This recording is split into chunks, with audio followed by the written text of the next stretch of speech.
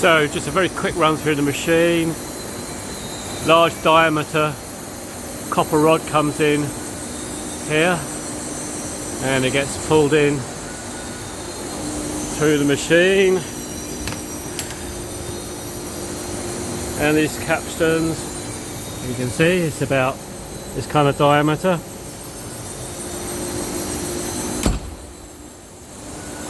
Then it goes through this whole machine here, which draws the material down to a much finer size. And now we're down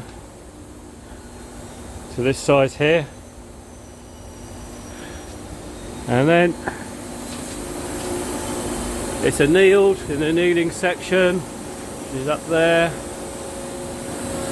and eventually it's spooled up in a double spooler here. There's one bobbin here and another one in the next compartment there.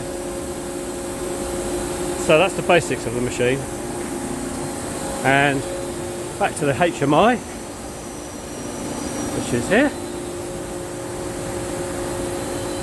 So we can see from here, this is our bird's eye view of the two big reels of of wire coming into the machine. This is a thick rod, and then it's pulled through here where it's drawn down to a finer size, and then goes on to one of these two spools.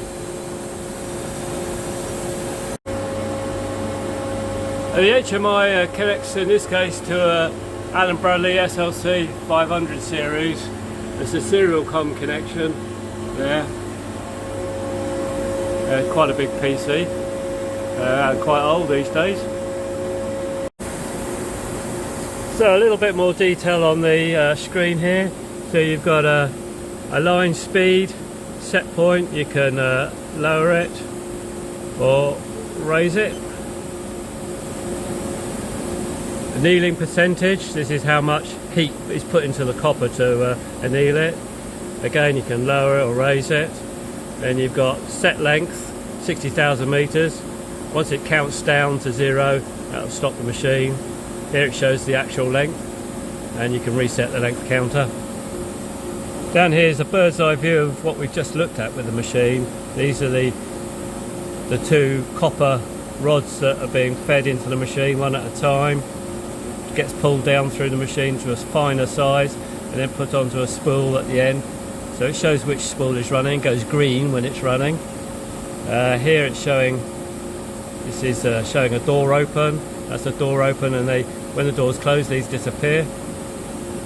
Down here you've got line speed, meters per second. A control reset is if somebody's pushed a knee stop and you need to reset it. Change of spool, because these can swap over on the run. You've got keys like auxiliary start. This starts up pumps. Put it on, you can turn it off again. And line start, I won't press that. And then down the bottom you've got the different screens that are available. So screen 1 just shows details about the actual screen itself, when I programmed it. This has actually been in here for 8 years now, but I have recently updated a small, I've moved one of the buttons on the screen. And then you can log in and log out for special technical screens that aren't normally seen.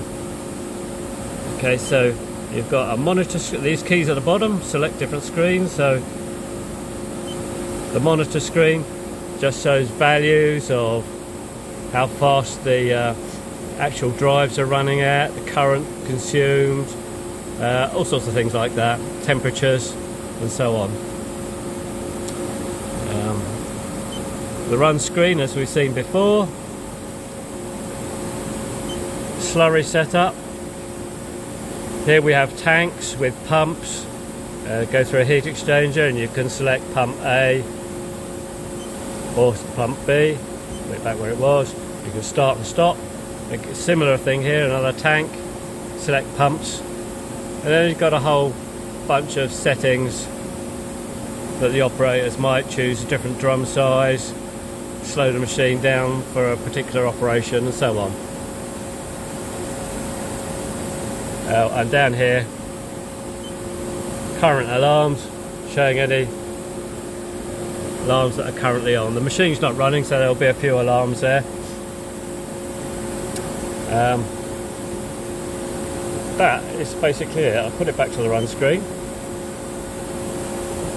This is an Avantec WebOp 2100T panel, which is, I believe, now obsolete. I'm trying to find a replacement for it. Well, I do have a spare, so all's good.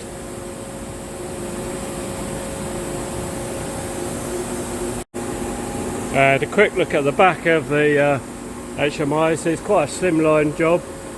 There's the comms connection down there, 24 volt supply. I really like the screen. It seems to be a very durable screen. So this has been here. Well, I've got two of these. This one's not been on here very long, but before the original one was 8 years, and it still works.